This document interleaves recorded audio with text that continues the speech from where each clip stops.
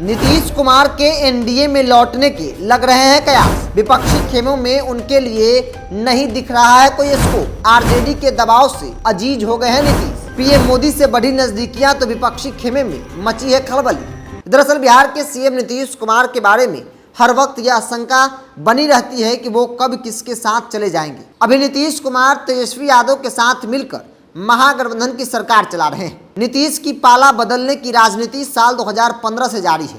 जनता दल से अलग होने के बाद पहली बार नीतीश कुमार ने बीजेपी के साथ छोड़ बिहार में एनडीए की सरकार बनाई थी। यह सिलसिला साल 2013 तक जारी रहा।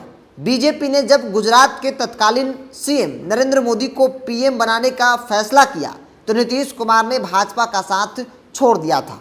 किसी तरह उनकी सरकार तो बची रही, लेकिन साल 2014 में उन्होंने एनडीए के खिलाफ अकेले अपनी ताकत आजमाई। अफसोस कि उन्हें 2 सीटों पर संतोष करना पड़ा। आज की तारीख में जब तेजस्वी यादव के साथ सरकार चला रहे नीतीश कुमार, तब भी यह शंका जताई जा रही है, क्योंकि राजनीतिक परिस्थितियां इंडिया गठबंधन के अंदर ऐसी बन रही है कि हर व्यक्ति सोच रहा है। राजनीति को जानने समझने वाले लोगों का ऐसा मानना है कि नीतीश कुमार 5 ऐसे कारण हैं जिन कारण के आधार पर वो भाजपा के साथ जा सकते हैं। एक एक करके आज की इस वीडियो में 5 पॉइंट पर हम बात करेंगे। पॉइंट नंबर 1, आरजेडी की दबाव वाली राजनीति से नीतीश कुमार अब तंग आ गए हैं। महागठबंधन का सबसे बड़ा दल आरजेडी है। चर्चा यह होती है कि नीतीश कुमार ने आरजेडी से गुप्त समझौता किया। समझौता के मुताबिक वे राष्ट्रीय राजनीति में जाएंगे और बिहार की गद्दी तेजस्वी यादव संभालेंगे। चर्चा तो यह भी रही कि नीतीश कुमार विपक्ष की ओर से पीएम पद के दावेदार होंगे। असलियत का अब तक पता नहीं चल पाया है आरजेडी से उनकी क्या डील हुई, लेकिन इसी को आधार बनाकर नीतीश कुमार के बड़े सहयोगी उपेंद्र कुशवाहा ने जेडीयू से किनारा कर लिया था। और आज की तारीख में आरजेडी के नेताओं की बयानबाजी, और यूँ कहे तो लालू प्रसाद यादव हो या समेत तमाम जो बड़े नेता हैं, वो अपनी बयानबाजी से नीतीश कुमार पर प्रेशर बना रहे हैं। पॉइंट नंबर 2, आरजेडी का नीतीश के खिलाफ हल्ला बोल। चूंकि नीतीश कुमार की कुर्सी छोड़ने का दबाव बनाने का काम में सबसे आगे रहे आरजेडी के प्रदेश अध्यक्ष जगदानंद सिंह के पुत्र और आरजेडी के विधायक सुधाकर सिंह। सुधाकर सिंह लगातार नीतीश सरकार के कामकाज पर सवाल उठाते रहे, उनकी व्यक्तिगत आलोचना करते रहे। नीतीश की आलोचना के लिए उन्होंने ऐसे ऐसे शब्द के प्रयोग किए जो कि उनकी तिलमिलाहट के लिए पर्याप्त थे। नीतीश ने उन पर कार्रवाई की जवाबदेही आरजेडी पर छोड़ दी थी। आरजेडी ने सुधाकर सिंह को शोकॉज जारी किया। उन्होंने इसका जवाब भी अपने तरीके से दिया। हालांकि उस जवाब से पार्टी कितनी खुश थी और कितनी नाराज ये अब तक पता नहीं हो पाया है।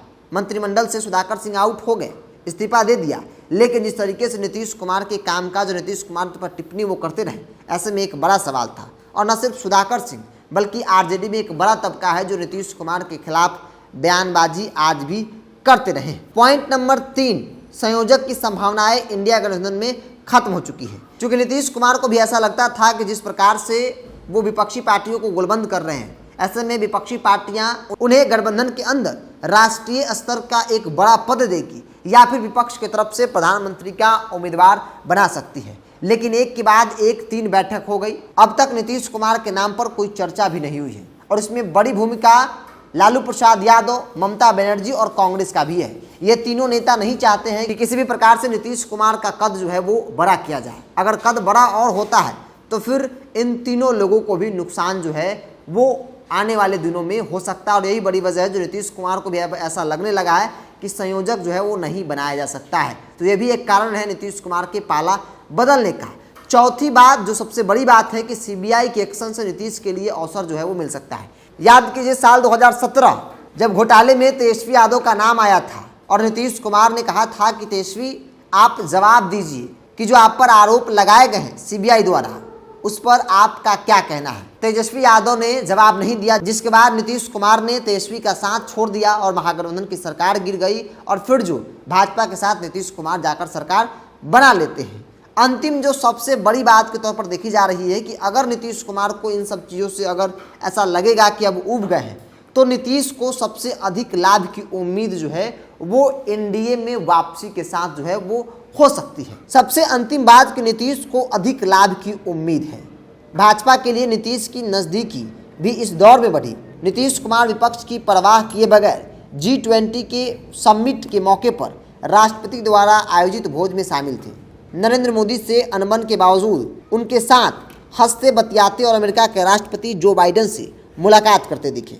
अगर नीतीश सच में महागठबंधन से अलग होना चाहते हैं तो उन्हें कोई दिक्कत नहीं होगी, इसलिए कि भाजपा बिहार में उन्हें समर्थन देने को तैयार बैठी है। भाजपा में नीतीश कुमार के लिए दरवाजे बंद होने की बात कहने वाले केंद्रीय गृह मंत्री अमित शाह अब उन्हें पानी की तरह साफ और अब आरजेडी की पानी को गंदा बताने लगे हैं। यानी कि तेल पानी का रिश्ता जो है उन्होंने कहा था, जिसके बाद ये साफ हो गया कि नीतीश कुमार आज भी भाजपा को अच्छे लगने लगे हैं। नीतीश कुमार और नरेंद्र मोदी के बीच की जो खटास थी वो खत्म हो गई। जो पिछली तस्वीर आई थी, जिस तस्वीर में नीतीश कुमार और प्रधानमंत्री मोदी हंसते बतियाते नजर आए थे, उस तस्वीर के आने के बाद ऐसी कयास लगाए जाने लगे। हमने एक एक करके 5 पॉइंट बताएं कि इन आधार पर नीतीश कुमार जो है वो एक बार फिर से पाला बदल सकते हैं, ऐसी संभावना राजनीति में बनती हुई दिख रही है।